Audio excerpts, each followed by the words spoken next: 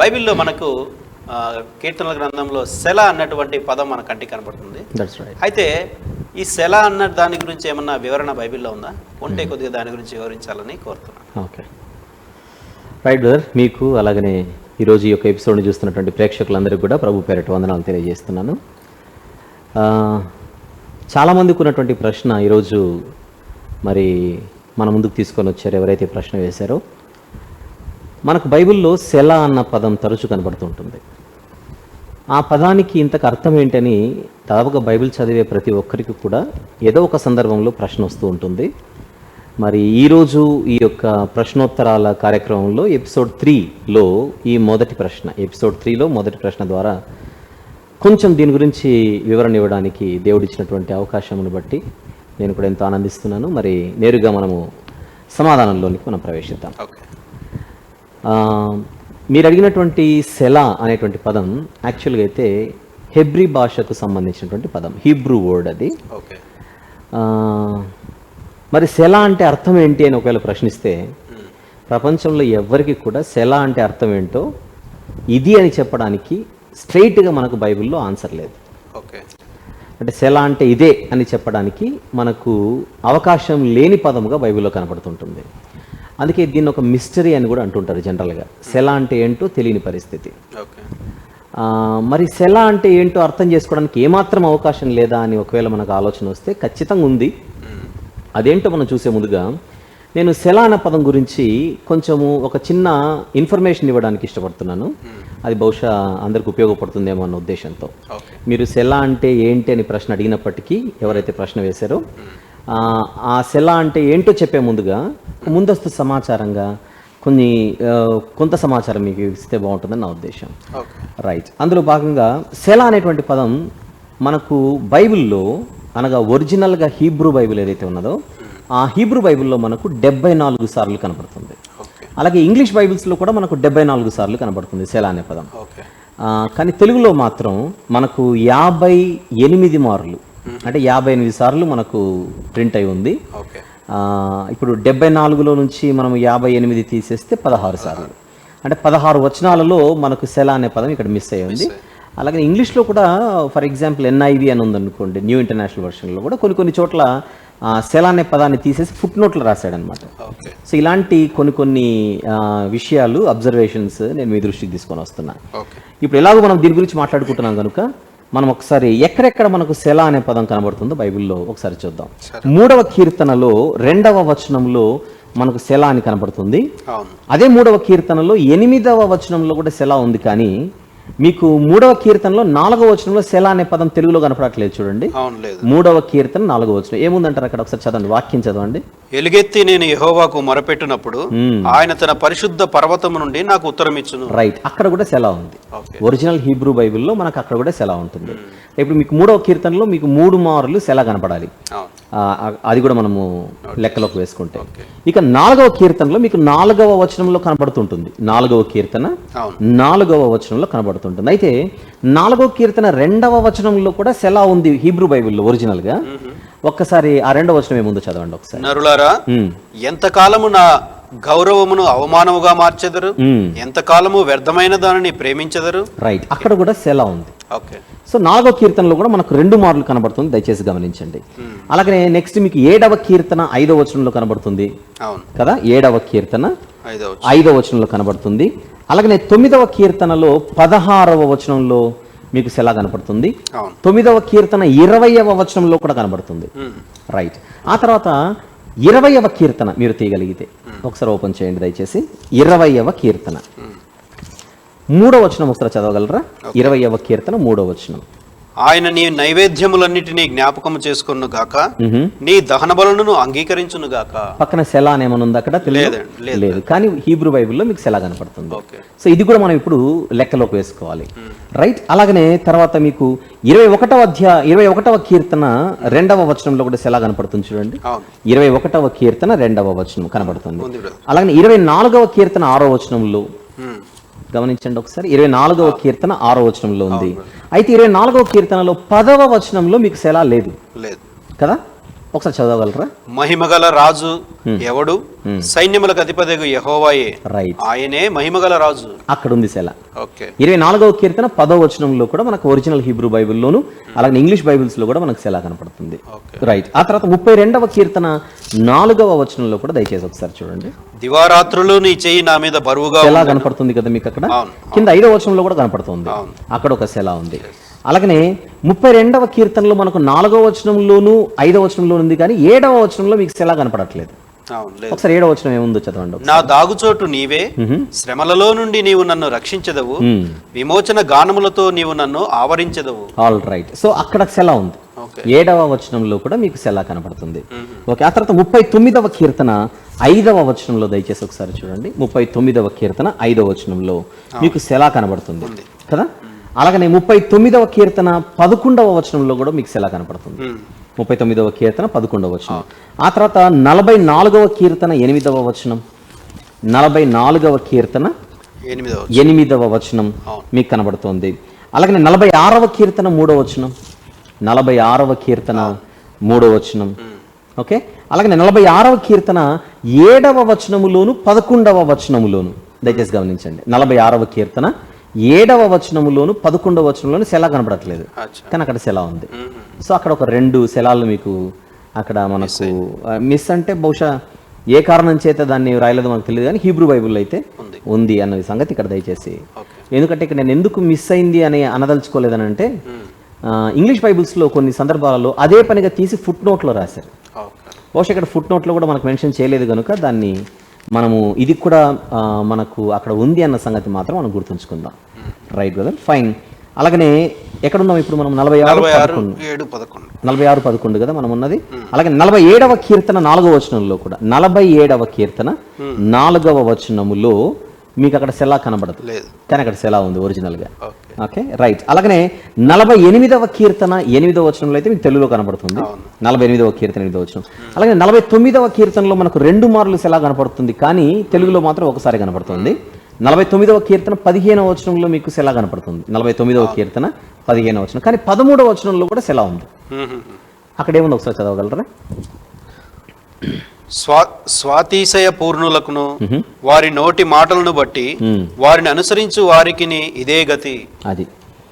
So 13వ వచనం, స్వాతిశయ పూర్ణులకును వారి నోటి మాటను బట్టి వారిని అనుసరించు వారికి ఇదే గతి అని దాని పక్కన సెల అన్న పదం కనపడుతుంది. అలాగే 50వ కీర్తన 6వ వచనములో, 50వ కీర్తన 6వ వచనం. ఓకే. అలాగనే 50వ కీర్తన తర్వాత నెక్స్ట్ 52వ కీర్తన 3వ వచనంలో మీ కంటికి కనబడుతుంది.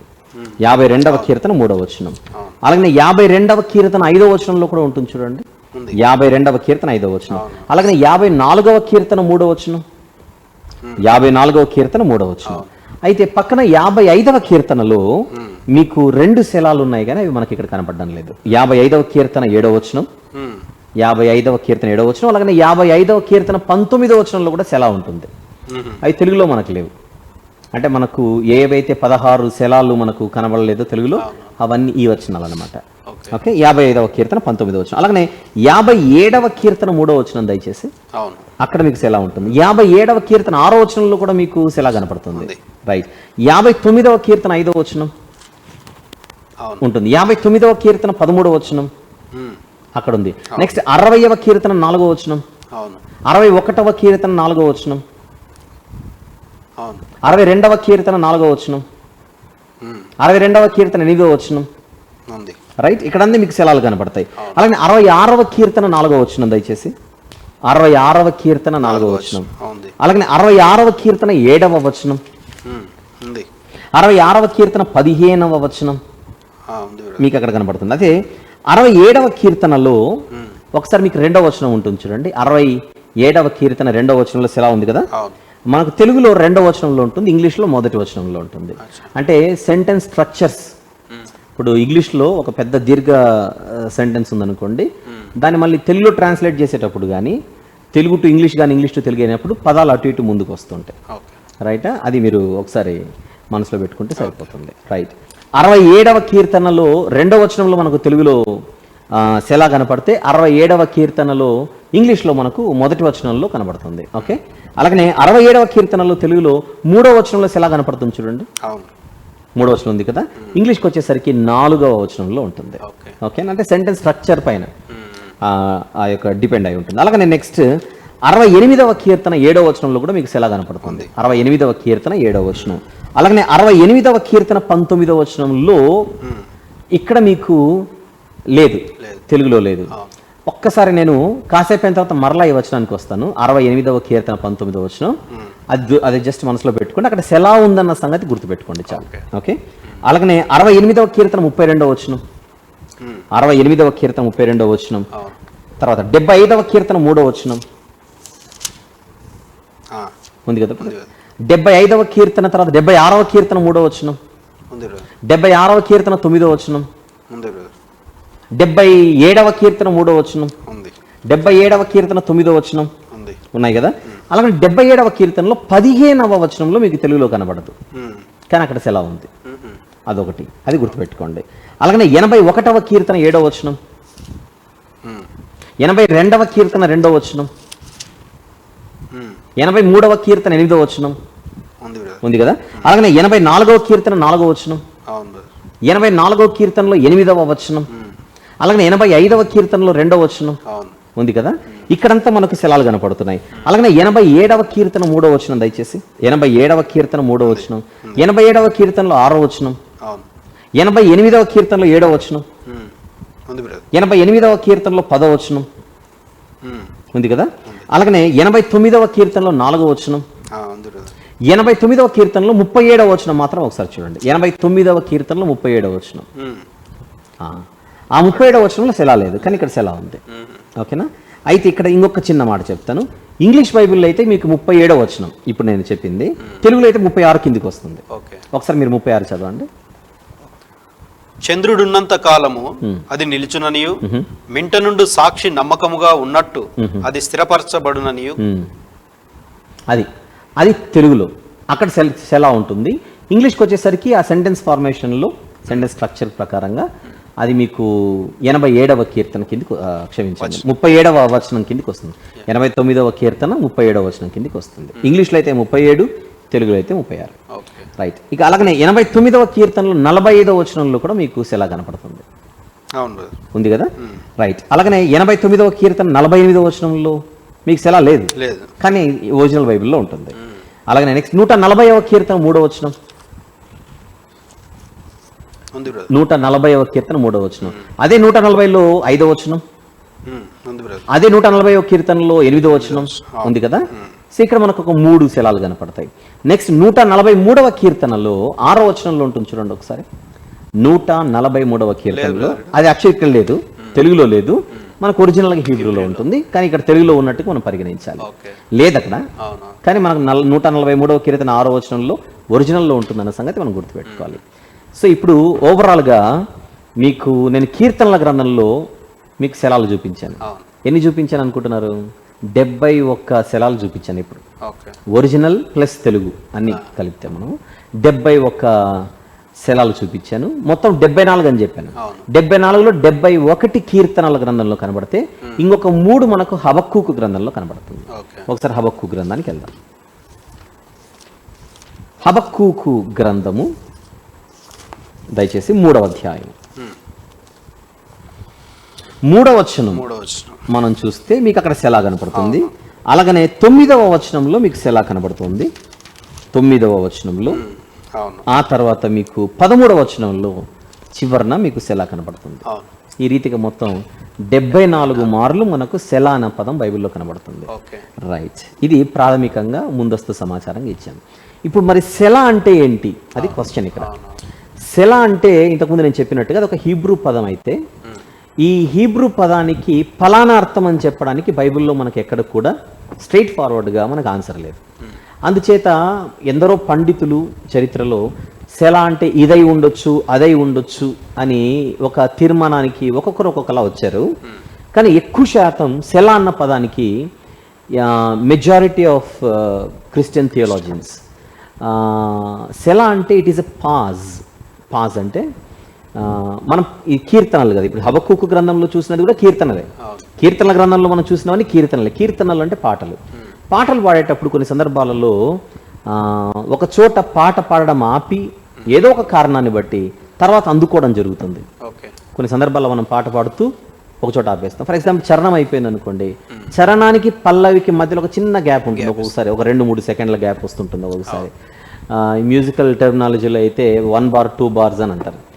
ఆ విధంగా గ్యాప్ ఇచ్చి మరలా పల్లవి అందుకుంటుంటారు, పాజ్ అని అంటాం దాన్ని పాడడానికి. ఇవన్నీ గీతాలు గనుక, కీర్తనలు గనుక ఒక పాజ్ని ఇండికేట్ చేయడానికి సెలా అన్న పదం ఉండి ఉండవచ్చని ఎక్కువ శాతం అభిప్రాయపడ్డారు.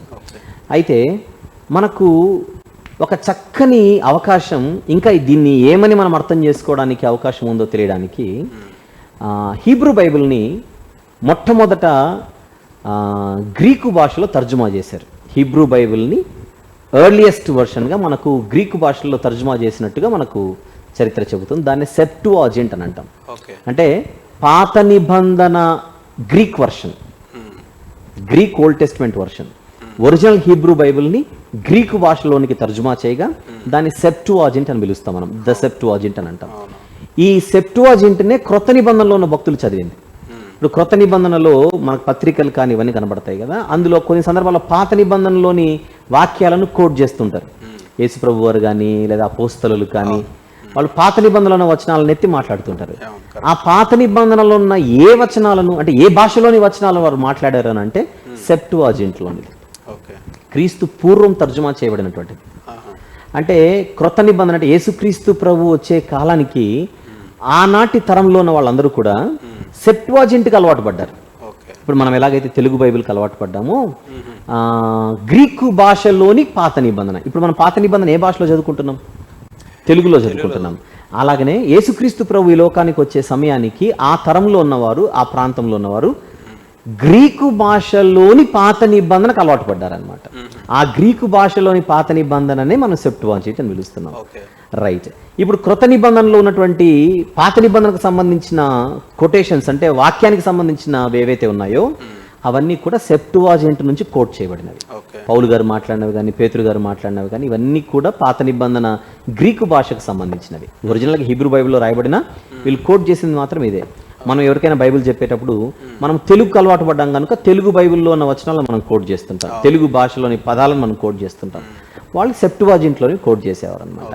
సో సెప్టువాజింట్ యొక్క పాత్ర చాలా కీలకమైంది మన బైబిల్ స్టడీలో అన్న విషయం ఇక్కడ మనం గుర్తుపెట్టుకోవాలి. రైట్. ఈ సెప్టువాజింట్లో సెలా అన్న పదాన్ని ఏమన్నారు అనేది ఇప్పుడు పాయింట్. ఈ సెప్టువాజింట్లో సెలా అన్న పదానికి ఒక పదాన్ని వాడితే ఆ పదానికి కరెక్ట్ అర్థం ఇంటర్మిషన్ అని అర్థం అనమాట. ఇంటర్మిషన్ అని అంటే విరామం. అదే ఇందాక నేను పాజ్ అని అన్నాను. అంటే మనం మాట్లాడుతూ ఆ కీర్తన రాసినటువంటి కీర్తనాకారుడు, మామూలుగా మనమంటే మాట్లాడుకుంటున్నాం కీర్తన కానీ వాళ్ళు పాడుకునేవారు. ఆ పాడేటప్పుడు ఇక్కడ ఆపమని ఒక ఇండికేషన్. మీరు పాట పాడుతున్నారు, ఇక్కడ ఆపండి, ఆపి మళ్ళీ ఎత్తుకోండి, నెక్స్ట్ గ్యాప్ ఇవ్వండి అని మీనింగ్. అలాగనే ఇప్పుడు ఇందాక నేను ఒక కీర్తన చెప్పాను, 68వ కీర్తన 19వ వచనం గుర్తుపెట్టుకోండి అని చెప్పాను కదా. ఒక్కసారి అక్కడికి వద్దాం. 68వ కీర్తన 19వ వచనం ఏముందంటారు అక్కడ? ప్రభువు స్తుతి నందునుగాక, అనుదినము ఆయన భారము భరించుచున్నాడు. అనుదినము ఆయన మా భారము భరించుచున్నాడు, దేవుడే మాకు రక్షణకర్త అయి ఉన్నాడు అన్నది ఉంది కదా. దాని పక్కన సెలా అని తెలుగు లేదు కానీ మనకి ఇంగ్లీష్లోను మనకు ఒరిజినల్ హీబ్రూలోను ఉంటుందని చెప్పాను కదా. ఈ 68వ కీర్తన 19వ వచనంలో మనకు కింగ్ జేమ్స్ వర్షన్ తీసుకున్నాం అనుకోండి. కింగ్ జేమ్స్ వర్షన్లో సెలా అన్న పదం డైరెక్ట్గా రాశాడు. అంటే సెలా అంటే సెలా అని రాయడం జరిగింది, SELAH, సెలాహ్ అన్నట్టుగా. అయితే న్యూ ఇంటర్నేషనల్ వర్షన్కి వచ్చేసరికి, NIVకి వచ్చేసరికి దాని కింద రాశాడు an unknown word అన్నట్టుగా రాశాడు ఫుట్ నోట్లో. కాకపోతే NLV అని ఒక ట్రాన్స్లేషన్ ఉంది, new living translation. New living ట్రాన్స్లేషన్కి వచ్చేసరికి ఆ సెలాహ్ అనేటువంటి పదం దగ్గర ఇంటర్లూడ్ అని పెట్టాడు.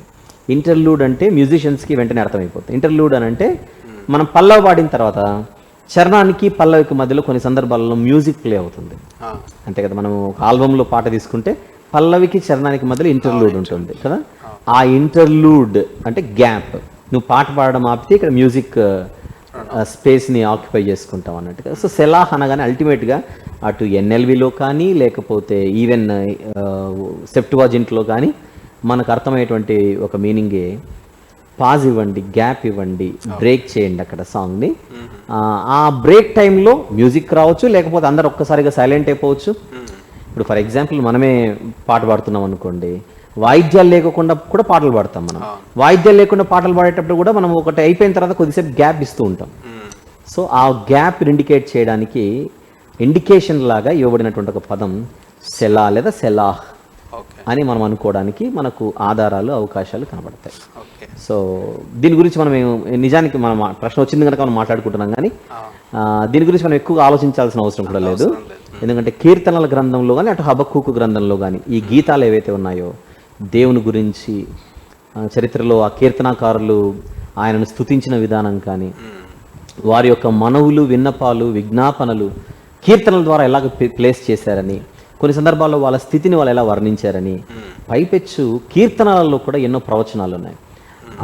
యేసుక్రీస్తు ప్రభువుని గురించిన ప్రవచనాలు ఎన్నో ఉన్నాయి. అలాగే హబక్కూకు గ్రంథంలో కూడా అదే మనకు కనబడేది, ద మెసియానిక్ ప్రాఫెసీస్ అని అంటాం. సో ఆ ప్రాఫెసీస్ అన్ని మన కంటికి కనబడతాయి. అందుచేత అవి ముఖ్యం మనకు. కీర్తనల గ్రంథంలో ఉన్నటువంటి ఆ కీర్తనలు, ఆ కీర్తనల్లోని ఆ మాటలు, ఆ పదాలు, ప్రవచనాలు, స్తుతులు, విన్నపాలు, వాళ్ళు ఏ రీతిగా విన్నవించుకున్నారో దేవుణ్ణి, ఇవన్నీ ఎన్నో ఉండగా అవి మనకు ముఖ్యం. అడిగిన వాళ్ళు కూడా వేరే ఉద్దేశంతో ఏమి అడిగి ఉండరు, తెలుసుకోవాలన్న ఉద్దేశంతో అడిగి ఉంటారు. మనకు మ్యాక్సిమం మనం ట్రై చేస్తే దొరికే సమాచారం ఇంతవరకు మనం ఇవ్వచ్చు. I think it is enough for the given question.